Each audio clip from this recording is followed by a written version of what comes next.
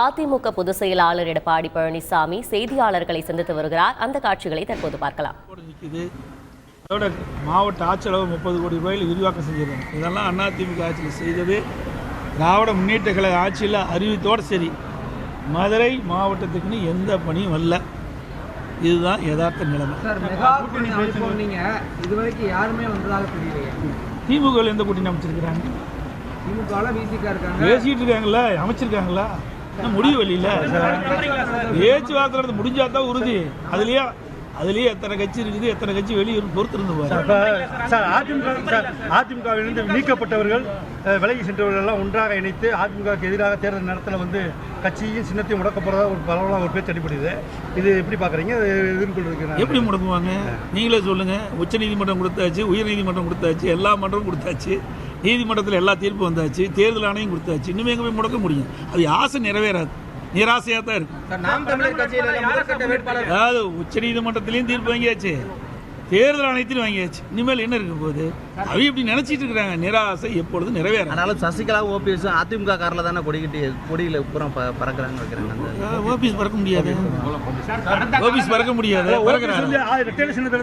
ஏற்கனவே நீதிமன்ற அவமதிப்புல வந்து பறந்தான். அப்படி சொல்லுங்க, பறக்கிறாங்களா? நீங்க தானே சொல்றீங்க. பறக்கிறாரா? வரந்தா கொடுங்க, வரந்தா ஆதாரத்தை கொடுங்க, நாங்க பாக்குறோம்.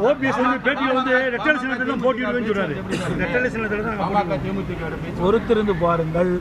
இன்னும் தேர்தல் அறிவிக்கவில்லை. தேர்தல் அறிவித்த பிறகுதான் கூட்டணி முழுமையாக. பாஜக அதிமுக சேர்ந்துட்டு அதை சொல்ல மாட்டேங்கிறீங்க. அதாவது ஒரு கட்சியிலிருந்து ஒரு கட்சி போறது அவருடைய ஜனநாயகம். அதுல யாரும் ஒருத்தர் போறாங்க இல்லைங்களான்னு சொல்லி நம்ம தடுக்க முடியாது. இது ஜனநாயக நாடு, இது ஜனநாயக நாடு. யார் வேணாலும் எங்க வேணாலும் எந்த கட்சிக்கு வேணாலும் போகலாம். பாரதிய ஜனதா கட்சியிலிருந்து அதிமுக வராங்க, அதிமுக கட்சியிலிருந்து போறாங்கன்னா அது அவருடைய மனநிலை பொறுத்து இருக்குது. திமுகவினர் வாரிசு அரசியல் செய்யறாங்கன்னு சொல்லி அதிமுக சொல்றாங்க. அதிமுகவை சேர்ந்த ஜெயக்குமார் அவருடைய மகனுக்கு சீட்டு கேட்கிறாரு. இது வாரிசு அரசியல் இல்லையான்னு சொல்லி அரசியல் விமர்சகர்கள் கேள்வி எழுப்புறாங்க. அதாவது அரசியல் வாரிசுனா புரிஞ்சுக்கணும். சீட்டு கொடுக்கறதுல போரில்ல, தலைமை பொறுப்பு. புரியுதா? திமுக தலைவர் திரு கருணாநிதி இருந்தார். அதுக்கு பிறகு அந்த கட்சிக்கு யார் தலைவர்? திரு ஸ்டாலின். அதுக்கு பின்னாடி உதயநிதி ஸ்டாலின் வர்றதுக்கு முயற்சி பண்றாங்க. இதுதான் வாரிசு. சீட்டு கொடுக்கறதுல வாரிசு கிடையாது. இன்னைக்கு சீட்டு கொடுப்பாங்க, நாளைக்கு சீட்டு கொடுக்க விட்டுருவாங்க. அது வாரிசா வராது. ஆனா வாரிசுன்னு வந்தா அந்த கட்சி அவருடைய கட்சிக்கு அந்த கைக்கு போயிடும், அந்த குடும்பத்துடைய கைக்கு போயிருது. ஒரு குடும்பத்துக்கு போகக்கூடாது என்பதுதான் என்னுடைய கொள்கை. அனைத்து இந்திய அண்ணா திராவிட முன்னேற்ற கழகத்தை பொறுத்த வரைக்கும் என்னை போல் சாதாரண தொண்டனும் உயர்ந்த நிலைக்கு வர முடியும். அது அதிமுக தான் முடியும், வேற எந்த கட்சியிலும் தமிழகத்தில் முடியாது. திராவிட முன்னேற்ற கழகத்தை பொறுத்த வரைக்கும் அது வாரிசு அரசியல், குடும்ப கட்சி, கார்பரேட் கம்பெனி. அது கட்சி இல்லை, கம்பெனி. ஒரே தேர்தல், ஒரே நாடு, ஒரே தேர்தல் அதிமுக தான் இருந்தது. ஆனால் சட்டசபையில் இப்போ தீர்மானம் கொண்டு வந்தோம்னா அதுக்கு ஆதரவு தெரிவிக்கும். ஒரே தேர்தல், ஒரே இதுக்கு ஆதரவான கருத்துக்கள் நீங்க சொன்னீங்க. அதாவது எங்களுடைய கருத்தை தெரிவிச்சிட்டோம், அப்படித்தான் சொல்லியிருக்கிறோம். நல்லா படிச்சு பாருங்க. அனைத்து இந்திய அண்ணா திராவிட முன்னேற்றடைய கருத்து, எங்களுடைய கருத்து, எங்களுடைய கொள்கை இப்படி. இதெல்லாம் இருந்தால் நாங்கள் ஏற்றுக்கணும் தான் சொல்லியிருக்கிறோம். அன்றைக்கு அப்படி தான் சொன்னோம், இன்றைக்கு அப்படி தான் சொன்னோம். அதன் அடிப்படையில் தான் நாங்கள் அந்த கருத்து கேட்குற நிதிக்கு கமிட்டிக்கு அனுப்பிச்சிருக்கிறோம். அதைத்தான் நாங்கள் சொன்னோம். எங்களுடைய அனைத்து இந்திய அண்ணா திராவிடமுடைய கருத்துக்களை ஏற்றுக்கொண்டால், என்னென்ன கருத்துன்னு சொல்லி அதை ஏற்றுக்கொண்டால் நாங்கள் ஆதரிப்போம், இல்லைன்னா அதை நிராகரிப்போம். சார், கடந்த காலத்தில் அதிமுக கூட்டணியை என்னைக்குமே எதிர்பார்த்து காத்து இருந்தது சார். ஆனால் இப்போ அதிமுக கூட்டணியை தவறு. போன தடவை நானும் முதலமைச்சராக இருக்கும்போது தேர்தல் அறிவிப்பு தான் வந்து சேர்ந்தாங்க. புரியுதுங்களா? தேர்தல் அறிவிப்புக்கு பக்கத்தில் தான் கூட்டணி அமைச்சது.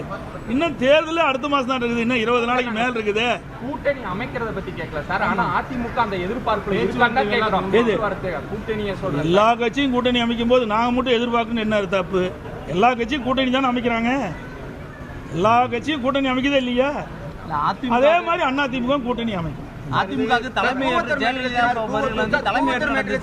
நீங்க தலைமை 19 தலைமையேற்று நடத்தணும், 2021 தலைமையேற்று நடத்தணும், இப்போ அதிமுக தலைமையேற்று நடத்தணும். ஏன் பிரதமர் வேட்பாளர் மற்றதெல்லாம் பாருங்க. ஒரிசாவில் பிரதமர் வேட்பாளர் இருக்கிறாரு, அங்க இருக்கிற முதலமைச்சர். தெலுங்கானாவில் அப்படி இருக்காரா? ஆந்திராவில் அப்படி இருக்குதா? மேற்கு வங்காளத்தில் அப்படி இருக்குதா? பிரதமர் வேட்பாளர் முன்னிறுத்தி தான் அந்த மாநிலம் ஜெயிக்கல. ஏன் 2014 அம்மா பிரதமர் வேட்பாளர் முன்னிறுத்தி செய்யலையே? ஆக எங்களை பொறுத்த வரைக்கும் அனைத்து இந்திய அண்ணா திராவிட முன்னேற்ற கழகத்தை பொறுத்த வரைக்கும் தமிழ்நாடு மக்கள் தான் எங்களுடைய வேட்பாளருக்கு வாக்களித்து வெற்றி பெற செய்கிறாங்க. எங்களுக்கு யார் வாக்களிக்கிறார்கள் அவர் தான் எஜமானர். அவர்களுக்கு என்ன வேணும் என்பதை நாங்கள் நிர்ணயிக்கப்பட வேண்டும்.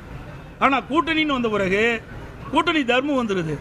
மாநிலத்திற்கு எதிராக சில வருகின்ற பொழுது, எதிராக சில பிரச்சனை வருகின்ற பொழுது தேசிய அளவில் முடிவு எடுக்கிறாங்க. அப்போ கூட்டணி தர்மம்னு வந்து நின்றுக்குது. அப்போ நம்ம பாதிக்கிறோம். ஆகவே இந்த நிலையெல்லாம் மாறுவதற்கு தான் அதிமுக சுயமாக முடிவெடுத்து செயல்படுவதற்கு தான் நாங்கள் யாரோடையும் கூட்டணி இல்லை, தேசிய கட்சியோட கூட்டணி இல்லை. எங்களை பொறுத்த வரைக்கும் தமிழ்நாட்டு வாக்களிக்கிற வாக்காளர் மக்களுடைய குரல் நாடாளுமன்றத்திலே ஒலிக்கும். அதுதான் எங்களுடைய நிலைப்பாடு. சார், அதிமுக முன்னாள் நிர்வாகி ஏவி ராஜு வந்து திரிஷாவை தொடர்புபடுத்தி கூவத்தூர் இணைச்சு பேசியிருக்கிறார். இதுதான் இப்போ எல்லாமே எதிர்ப்பு கொடுத்துருக்காங்களா? அவர் தான் எதிர்ப்பு கொடுத்துருக்குறாங்க. பத்திரிகைலாம் வந்திருக்குது. அவர் ஒரு பெரிய ஆள் இல்லை. தீபா கட்சிக்கு போயிட்டு வந்தவர் ஏதோ இறக்கப்பட்டு சேர்த்தணும். அவர் ஏற்கனவே இதில் இல்லாத ஒரு மனநிலையில் இருந்தார். அவர் உடலில் செயலாக இருந்தது. அதனால் அவர் விட்டு வச்சுருந்தோம்.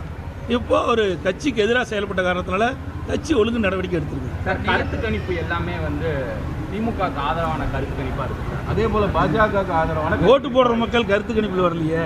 நீ யார் ஓட்டு போடுவான்னு பொறுத்திருந்து பாருங்க. சார், போன தடவை அப்படி தான் சொன்னீங்க. 2019 ஒன்றுமே வரல. நீங்கள் 2021 என்னாச்சு? 75 இடங்கள் நாங்கள் கைப்பற்றணும்ல. 75 இடங்கள் வந்ததில்ல. அதில் கூட்டி பாருங்கள். 7 நாடாளுமன்றம் வெற்றி பெறுது எங்களுக்கு. அதாவது அதில் 6 சட்டமன்ற தொகுதி இருக்கும். அந்த 6 சட்டமன்ற தொகுதி கூட்டினீங்களா 7 நாடாளுமன்ற தொகுதி அப்போதான் வெற்றி பெறுது. அப்புறம் ஈரோடில் 7400 ஓட்டு தான் குறைவு. சிதம்பரத்தில் 384 தான் குறைவு. இந்த 6 இந்த ஒரு சிதம்பரம் பாராளுமன்றம்னா 6 சட்டமன்றம் இருக்குது. அதில் வந்து வெறும் 384 தான் குறைவு. அதே போல் நாமக்கல்லில் 15400 தான் குறைவு. கள்ளக்குறிச்சியில் 20000 தான் குறைவு. வேலூரில் 27000 தான் குறைவு. இதெல்லாம் எப்போன்னா 2021 சட்டமன்ற பொதுத் தேர்தலும் போது 10 ஆண்டு காலம் நாங்கள் ஆட்சியில் இருந்தோம். பல்வேறு விமர்சனங்களை செஞ்சாங்க. 520 அறிவிப்புகளை திராவிட முன்னேற்ற கழகத்தின் சார்பாக திராவிட முன்னேற்ற கழக தலைவர் கவர்ச்சிகரமாக அறிவித்தாங்க. அதை நம்பி ஓட்டு போட்டாங்க. அந்த காலகட்டத்திலேயே நாங்கள் ஜெயிச்சு வந்திருக்கிறோம். இந்த 3 ஆண்டு காலத்தில் இந்த ஆட்சி மேலே கடுமையான வெறுப்பு. மக்கள் வந்து கொதிச்சு போயிருக்கிறாங்க. விலைவாசி உயர்வு, கரண்ட் பில் உயர்வு, சொத்து வரி உயர்வு, வீட்டு வரி உயர்வு, கடை வரி உயர்வு, அதே போல எல்லா வகையிலும் சட்ட ஒழுங்கு மிக மோசமான நிலை இருக்குது. இப்படிப்பட்ட நிலையை தான் நம்ம தேர்தலில் சந்திக்கிறோம். அதனால் எங்களுடைய கூட்டணி மிக பிரம்மாண்டமான வெற்றி பெறும். நீங்க தான் பிரதான எதிர்க்கட்சின்றீங்க. மேகதாது விவகாரத்தில் ஏன் சிறப்பு கவன ஈர்ப்பு தீர்மானம் கொண்டு வரல அசம்பிளியில்? நீங்கள் நான் பேசுனேன், அதை நீங்கள் பார்க்கல. நீ தான் போடுறது இல்லையே. எங்களை பேசுனது போட்டால் தானே தெரியும் மக்களுக்கு. நான் சட்டமன்றத்தில் பேசின குறிப்பு எடுத்து பாருங்க. தீர்மானம் நான் சட்டமன்றத்தில் பேசின தீர்மானத்தை எடுத்து பாருங்க. என்ன பேசியிருக்குன்னு பாருங்க. மேகதாது என்ன நடந்ததுன்னு போது பாருங்க. அனைத்து இந்திய அண்ணா திராவிட முன்னேற்ற கழகம் இருக்கும்போது அவதூறு வழக்கு சொன்னான். நீதிமன்ற அவதூறு வழக்கு நாங்கள் போட்டேன். இந்த ஆணையாளர் மீது தில்லு திராணி இருந்து அந்த அரசு போடணும். நீ மேகதாது பிரச்சனை வருகின்ற பொழுது அந்த மேகதாது பற்றி குறிப்பிடவே கூடாது. இன்றைக்கு காவிரி மேலாண்மை ஆணையம், அந்த ஆணையத்தோட 28வது கூட்டம் நினைக்கிறேன். அந்த கூட்டத்தில் வந்து என்ன அதிகாரம் இருக்குதோ அந்த அதிகாரத்துக்கு உட்பட்டு தான் இருக்கணும். மேகதாது சப்ஜெக்டே வரக்கூடாது. ஏன்னா அதனுடைய பணி என்னன்னா, அங்கே இருக்கிற தண்ணி, வர்ற தண்ணி, தேங்கி வைக்கிற தண்ணி, தேங்கி வைக்கிற தண்ணீர், ரிலீஸ் பண்ணுற தண்ணி. எடப்பாடி பழனிசாமி செய்தியாளர்களை சந்தித்த காட்சிகளை தற்போது பார்த்தோம்.